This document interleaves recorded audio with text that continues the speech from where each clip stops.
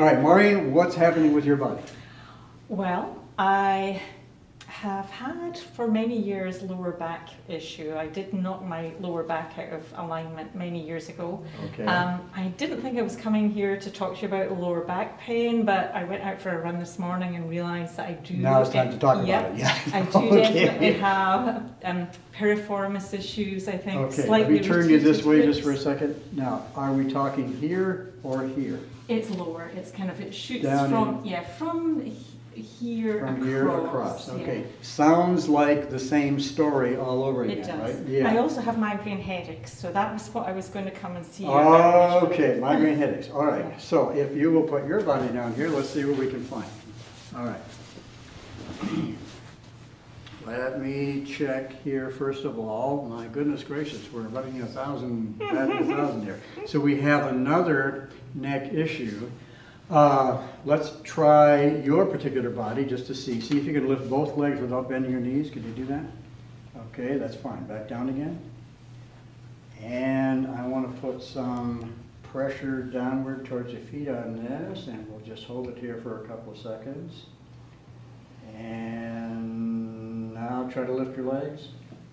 And nothing's going on. Okay, so I'm going to pull this way, just take the pressure off of the vertebrae just for a second so that we can get some energy down that nerve. Now try it, lift your legs. Bingo! Now we got lots of power going on here. Okay, all right. So we know from this that we're also more than likely going to have a problem with digestion.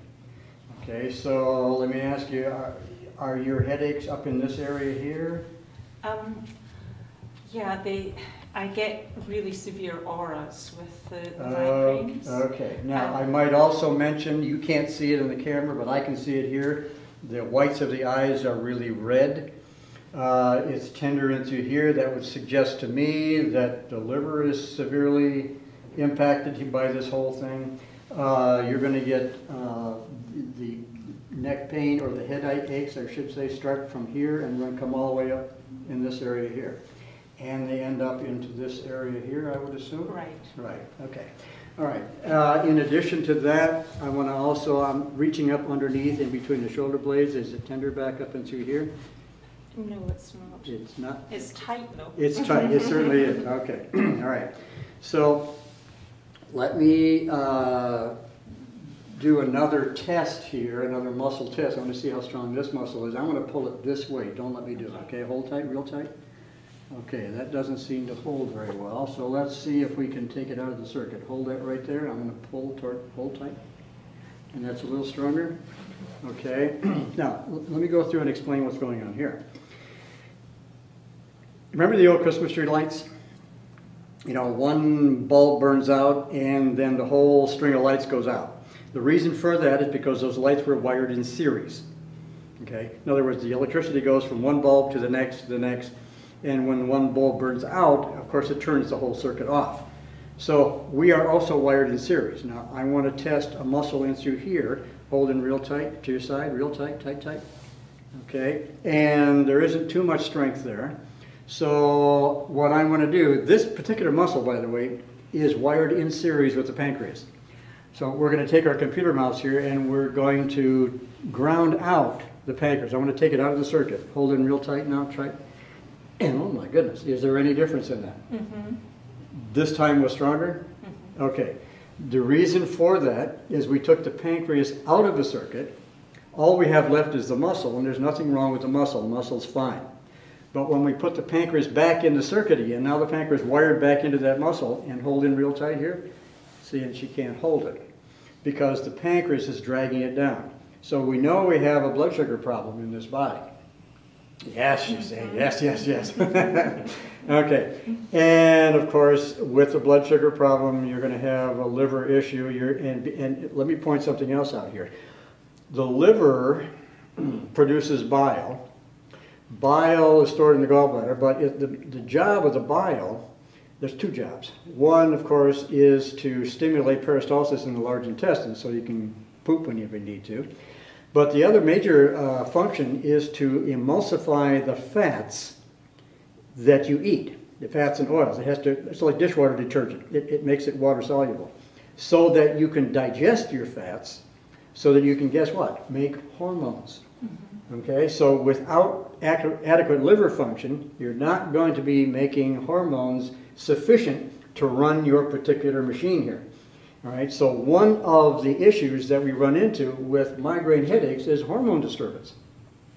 So more than likely, we've got a liver involved in this process along with the pancreas, we know that. So there's another complication going on here that more than likely is happening, and I'm pretty sure we've got the same hiatal hernia condition going on here with the stomach, which then will set up a scenario so that the small intestine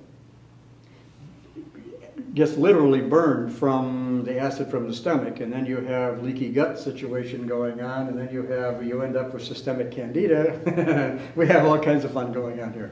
All right, so the pain in your low back here, right into here, when you try to move, it's on this side over here. So okay, we can work with that. We'll just get over on this side, and we'll do the same test over here that we did previously. You relax your leg for a second, hold him right here. I'm going to try to pull it this way. Don't let me do it. Hold tight. And there doesn't seem to be too much going on there. So if I were to put some pressure right down here on this adductor muscle, it's going to be rather tender and through here. And I could possibly get just a little bit more pressure here. Now let me see if that made any difference at all here. Hold up real tight again. And that did make a difference. All right. Just for curiosity's sake, I wanted to check to see if I should have done this first, but no, you're okay. I just wanted to see if maybe the hips were twisted, which would give us a leg length that was not even. And sometimes that more than likely is the case. And this is the bad guy in through here. This muscle gets tight and it twists the pelvis and causes you to get a short leg syndrome, and then you end up tripping because one leg is longer than the other one. That's true? I don't trip, but I do certainly You sometimes stumble, feel that right. my leg's longer than the other. Exactly, okay. Well, right now they're even because we just adjusted this muscle strength in through here. All right, so let me test to see if your stomach is behaving itself. See if you can hold this arm up real tight. I'm going to try to push it down. Hold tight. Okay, very good. Hold right here with this hand. We're contacting the stomach itself. Hold up real tight. And yeah, hold up real tight again, tight. There's not the strength there that there was when you weren't doing it.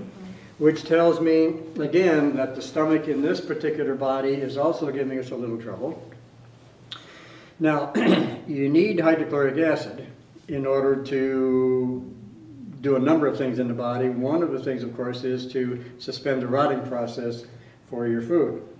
When you put organic material in a warm, dark, moist place, it's going to sit there for a couple of days. It's going to rot if we don't suspend the rotting process. Hydrochloric acid is necessary for that. When your stomach is injured, you're not making enough hydrochloric acid.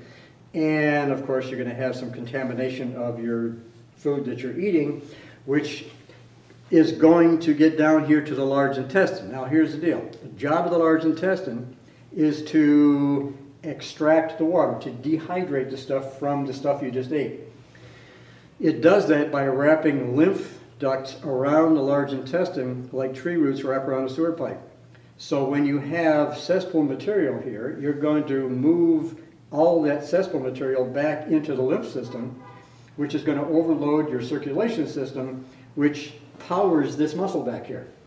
So now we know that this muscle is working hard trying to keep you stable on just a half tank of gas because your lymphatic system is contaminated and it's taking more energy to process it. It's working overtime, it's leading down to your liver, and all the other organs are involved in the process. So that's why this is pinching down through here, and it's not going to go away until you rectify this situation here. Okay, so now we know where to go with it. Okay. So this is not going to go, this will be chronic for the rest of your life unless and until you do something about the stomach. And by the way, the stomach is also connected to this neck problem up and through here. Unless we address that, this is not going to heal properly either. So we have a situation here where it's fixable, it's all doable, but it's going to take some effort on your part and some determination to stay with it. Okay. You have a body that is, it came down the chute just a little bit distorted. And you're going to have to deal with that, otherwise you pay the price is pain. Okay? It's your choice. Okay, thank you.